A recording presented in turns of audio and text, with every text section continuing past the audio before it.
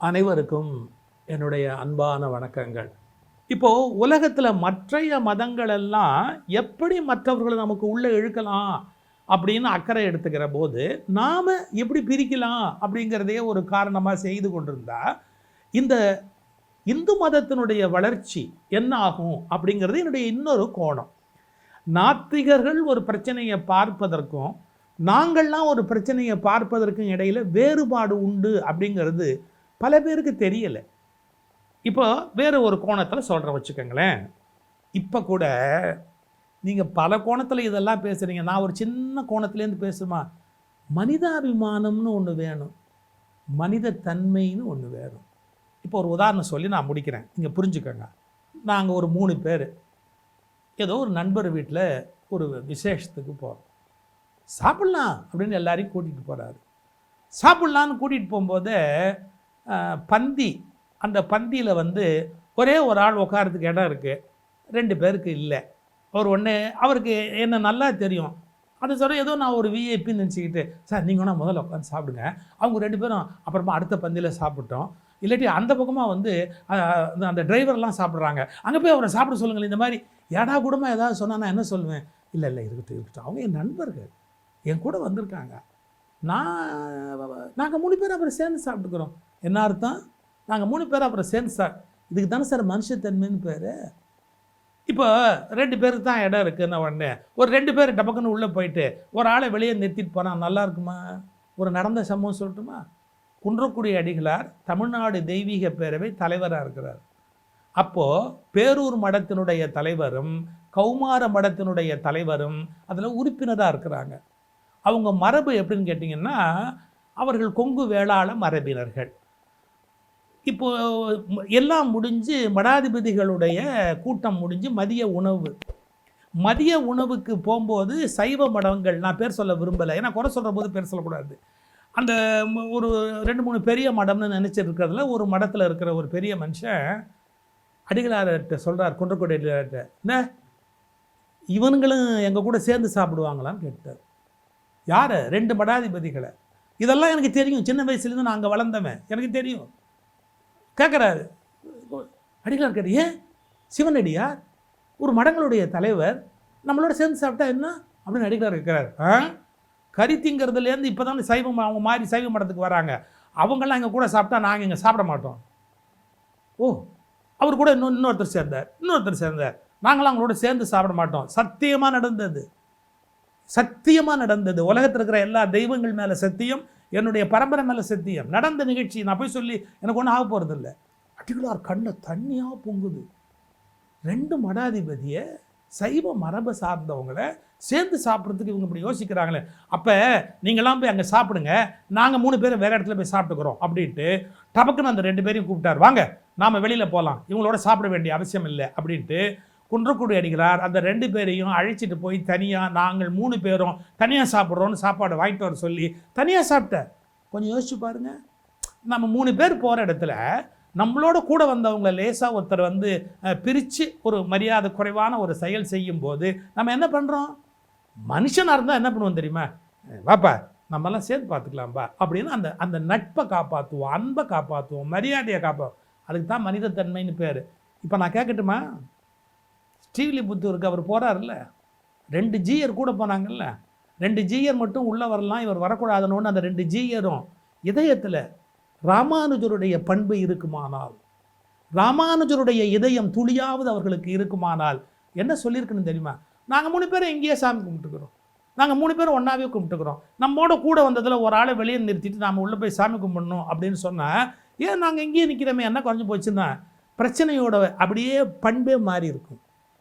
ராமானுஜருடைய படத்தை வச்சா போகாது சார், ராமானுஜருடைய குணத்தை நம்முடைய மடாதிபதிகள் மனதில் ஏற்றாகணும். சமத்துவத்தை எப்படி நிலநாட்டணும்? ஏன் நாங்களும் அவரோட சேர்ந்தே சாமி கும்பிட்டுக்கிறோமே, நீங்கள் போங்க அங்கே போய் தீபாரதனெலாம் காட்டுங்க அப்படின்னா இதனுடைய டைமென்ஷனை எப்படி மாறி இருக்கும்? இதுதான் இல்லைன்ற மனிதனை மனிதனாக ஏற்றுக்கொள்ளக்கூடிய மனிதாபிமானம் மிக்க உணர்வு நம்மிடத்தில் வளர வேண்டும். 1, ஆகமங்கள் பிரித்து வைத்திருக்கிற சட்டங்களை இந்திய அரசமைப்பு சட்டம் நீக்கச் சொல்லுகிறது. அதை இன்னும் வேகமாக நாம் கையில் எடுக்க வேண்டும். ஆகமங்கள் என்னதான் பெரியது என்று எல்லாரும் பேசினாலும் ஆகமங்களை படிப்பாரும் இல்லை, புரிந்து கொள்வாரும் இல்லை. படித்தால்தான் எத்தனை பேதங்கள் அதற்குள் சொல்லப்பட்டிருக்கின்றன என்பது உங்களுக்கு தெரிய வரும். அதற்காக இணைப்பை கொடுத்திருக்கிறேன். படியுங்கள், புரிந்து கொள்ளுங்கள், நிலைமையை நன்கு புரிந்து கொள்ளுங்கள். இந்த ராமானுஜர் சிலைக்கு என்ன பெயர் வைத்திருக்கிறார்கள்? ஸ்டாச்சு ஆஃப் ஈக்குவாலிட்டி, சமத்துவத்தின் சின்னம் என்று சொல்கிறார்கள். இதை சத்தியமாக நிரூபிக்கப்பட வேண்டும் என்று சொன்னால் எல்லோரும் சமம் என்கிற உண்மையை நாம் அங்கும் நிலைநாட்டி இருக்க வேண்டாமா? ஒருவர் உள்ளே நிற்பார், இன்னொருவர் வெளியே நிற்பார் என்றால் அது எப்படி சமத்துவமாக ஆக முடியும்? எனவே ராமானுஜருடைய சிலையை ஸ்டாச்சு ஆஃப் ஈக்குவாலிட்டி என்று நிறுவினால் போதாது, சிலை வைத்தால் போதாது, அதை தன்னுடைய தலை வைக்க வேண்டும், தன்னுடைய அறிவுக்குள் கொண்டு வர வேண்டும். இதுதான் என்னுடைய கொள்கை, கோட்பாடு. ராமானுஜ மனம், ராமானுஜ குணம் அப்படின்னு நான் ஒரு வார்த்தையை பயன்படுத்தினேன். இதுக்கு என்ன அர்த்தம் அப்படிங்கிறது எத்தனை பேருக்கு தெரியும்? இந்த ஸ்ரீ வைஷ்ணவ உலகத்தில் வைஷ்ணவ தர்மத்தை உலகம் முழுவதும் கொண்டு போனதில் தலையாய பெரும் தலைவர் யார் அப்படின்னு கேட்டால் உடையவர் எம்பெருமானார், அந்த ராமானுஜ மகா முனிவர். அவருக்கு என்ன சிறப்பு? அது என்ன ராமானுஜ மனம், ராமானுஜ குணம்? அதை கொஞ்சம் நீங்கள் தெரிஞ்சுக்கணும். ஒரு சம்பவம் சொல்கிறேன், நீங்களே புரிஞ்சுக்குவீங்க. அதாவது உடையவர்னா ராமானுஜரை குறிக்கும். உடையவர் எவ்வளவு சிறந்த பண்பாளருங்கிறதுக்கு ஒரு உதாரணம் பாருங்கள். அவர் ராமாயணம் தன்னுடைய சீடர்களுக்கு சொல்லி கொண்டிருக்கிறார். அப்படி சொல்லி கொண்டிருக்கிற போது உறங்காவில்லி அப்படிங்கிறவர், அவருடைய மரபு என்ன, இதெல்லாம் சொல்கிறது கொஞ்சம் நெருடலாக இருக்கும். அவர் அந்த உயர்ந்த குலம்னு சொல்லப்படுகிறதுல வரல வச்சுக்கோங்க. எழுதியிருக்கு புஸ்தகத்தில், நூலில், நான் வேறு வழி இல்லாமல் சொல்கிறேன். அந்த உறங்காவில்லிதாசர் என்ன பண்ணுறாரு, ராமாயணம் கேட்டுக்கிட்டே இருந்தவர் விபீஷ்ண சரணாகதி பகுதி வரும்போது எந்திரிச்சிட்டார் திடீர்னு. விபீஷ்ணனை சேர்த்துக்கலாமா வேண்டாமா அப்படின்னு ஆராய்ச்சி, மந்திரி சபை கூட்டம் நடக்குது பார்த்தீங்களா, அந்த சம்பவத்தை சொல்லும்போது பட்டுன்னு அவர் பாட்டுக்கு எழுந்துச்சு அப்படி துணியை தட்டிக்கிட்டு எழுந்துச்சு நின்றார். உடனே உட்காரும் பிள்ளாய், யார்? ராமானுஜர். உட்காரு, என்ன பாதியில் எந்திரிக்கிற அப்படின்னு. இல்லை, இந்த விபீஷணனை மாதிரி எல்லாத்தையும் விட்டுட்டு சரணாகதி அப்படின்னு கடவுளுடைய திருவடியில் விழுந்து என்னை காப்பாற்றுன்னு வர்றவனையே உள்ளே சேர்க்கலாமா வேண்டாமான்னு இத்தனை பெரிய ஆலோசனை பண்ணுறவர், என்ன மாதிரியான ஆட்களை எல்லாம் நாங்கள்லாம் எவ்வளவு சர்வசாதாரணமானவர்கள், என்னென்ன பாவம் பண்ணியிருப்போம், எங்களெல்லாம் எப்படி நாளைக்கு பரமபதத்தில் வைகுந்தத்தில் சேர்ப்பார்னு யோசனையாக இருக்குது.